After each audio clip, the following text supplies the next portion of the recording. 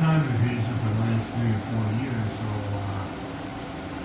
does that affect me?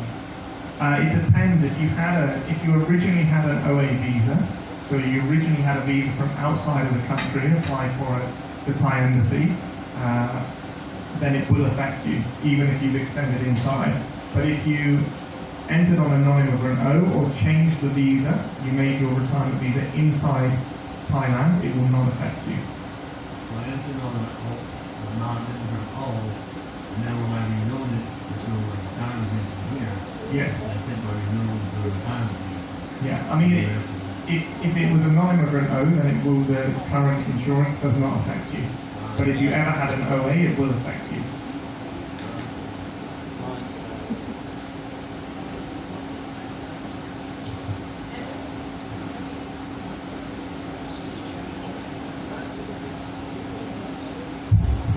Rhys, I think you're being a little naive to think they're not going to move on to the O visa with retirement extension category.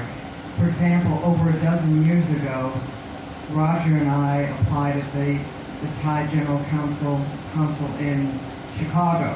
Roger got an OA, I got the O as a dependent.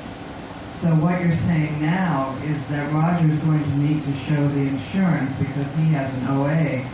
Since then, I've gotten my own retirement extensions, but initially I came in on an O, and you're saying I'm not going to need to show insurance. Yeah, if you're a dependent on an OA visa, you also require insurance. But since then we've split off. Then you will not require insurance. Right, but I think you're being maybe a little naive.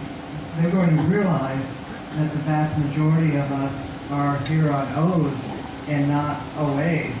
Yeah, I mean, I understand there is no new regulations or rulings on making insurance compulsory. And I think, until we have that, it wouldn't be sensible for me to sort of suggest they were going to bring that in, because there'll be a lot of nervous people about whether they can stay. In my opinion, like I said, if you have the 800,000 baht in the bank account, then that is a block. That is a cover for the insurance. So whether they do bring in mandatory insurance in the future or not, at the moment it is not there. So it is only for OA visas. People my age, I'm 78, some of the years are past 75. I understand it's impossible. Put the microphone in your mouth. Oh. It doesn't bypass it. Okay. Okay, do you hear me? Okay, now, yeah, I can hear myself. Okay, I understand if you're past 75, I am 78, and there's other people who are past 75, you cannot get insurance at any price over there. Okay, I would be one of those. My visa expires, retirement visa, next year, May 17th, I think it is. Now, I have been hearing, these are all through the grapevine. If you move a 400,000 baht here, put in the bank, mainly for health insurance only, or 800,000, they may let you stay. If they don't, I guess the only option for people like me would have to leave, or maybe I could try to get a whole visa. Because a retirement visa, if I'm not mistaken, is a whole A. Is that correct?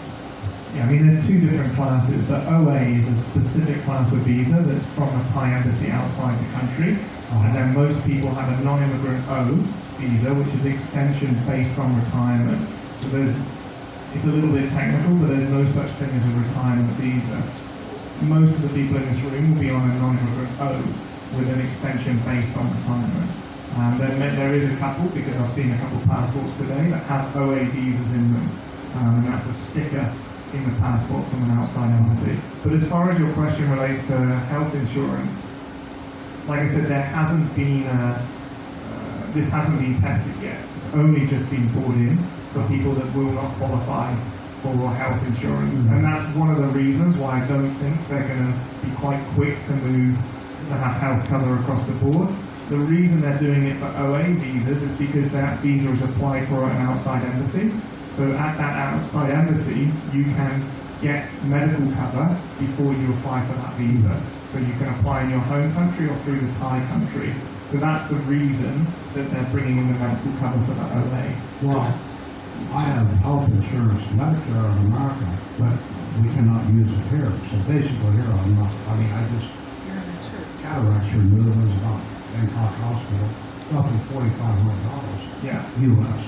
So yes, I mean, what they'll have to do is, if they do make that change, we would address it and look at, then they would have to come out with a policy. Well, At the moment, there's no policy. My retirement visa is not up until May 17th next year, so things will probably change. But if they won't renew my retirement visa, then I guess they only have to go. I mean, there are, if they refuse to renew your visa because you didn't qualify for insurance, they would have to give another way out, I would imagine. There are other options, like I said, like elite, specialist visas that you can move across onto. So it doesn't mean that you would have to immediately leave the country. But like I said, this is all circumstantial. Like if it doesn't happen, it won't happen. There's no. So I wouldn't worry about it until we have more information. Okay, thank you. You have one mic today, so you're gonna have to humor me. Thank you. Just to go back over some ground you've already covered, when I first came here about 6 years ago, I got the tourist visa from Australia from a Thai embassy. So that's the OA you're talking about, correct? No. That's a tourist visa, TR visa. All right. Yeah, so that's completely separate. All right.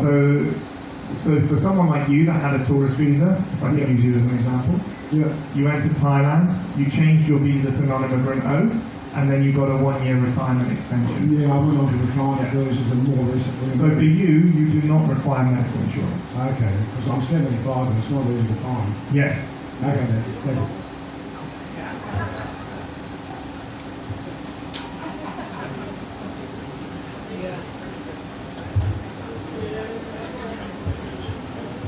Thank you. Just a quick question. What happens to people that have good insurance coverage from their home country?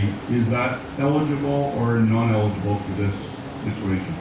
At the moment it's non-eligible, but it depends on the cover. So if you meet the cover requirements, then immigration have said that they will look at it. But they've given a list of companies, approved companies and approved policies that they want you to take. Again, this is only for the OA visa, so we can't really expand this out to if they introduce it across the board in the future. But they have a set list for the OA with a set list of Thai companies, and the reason being is that those visas are applied for at a Thai embassy outside the country, so they can list exactly what they need.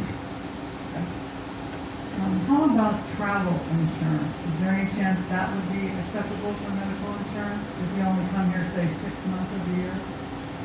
No, I mean not for this type of visa. On the OA visa, it's not acceptable. Whether it would be acceptable if they expanded the plan out to the other type of visas, I can't answer it unfortunately at the moment. But yeah, for this type OA class visa and the new rules in place, it is definitely not acceptable. What about if you have medical conditions, previous medical conditions? Yeah, so pre-existing conditions, this is a question we've got a lot, like what if I am uninsurable, even based on using the Thai companies or paying a higher premium?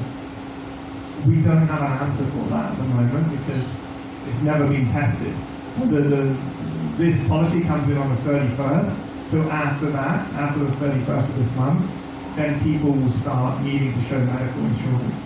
And then we will have the feedback over what's acceptable and what's not. But a lot of, I understand what you're saying, like why would you pay cover if they're going to exclude everything on the cover anyway? You'd just be paying for pretty much a worthless policy. You'd be better off with an accident plan. If that's the case, then at the moment you can move off the OA to an O visa. If they bring it across the board to non-immigrant O's as well, I really think they're going to allow you to lock the 800,000 baht in the account as proof of funds for medical emergencies. So I don't believe they're going to bring in compulsory medical insurance for that reason. I think it would be a either or type of scenario. But that is just my personal opinion. Last question. Where can a list of the qualifying insurance companies be found? Freaking everywhere. If you got the expat newsletter that Les set out about this, there's a link on that newsletter to the Thai website, which lists all of the insurers. If you want to sort of look at which ones are best and which ones are, more reputable companies, then you can go and see any of the sort of insurance agents that sponsor the club, and they'll be able to give you the best advice about which company you should take. I think that's it, right? That's the last one. Okay, thank you very much.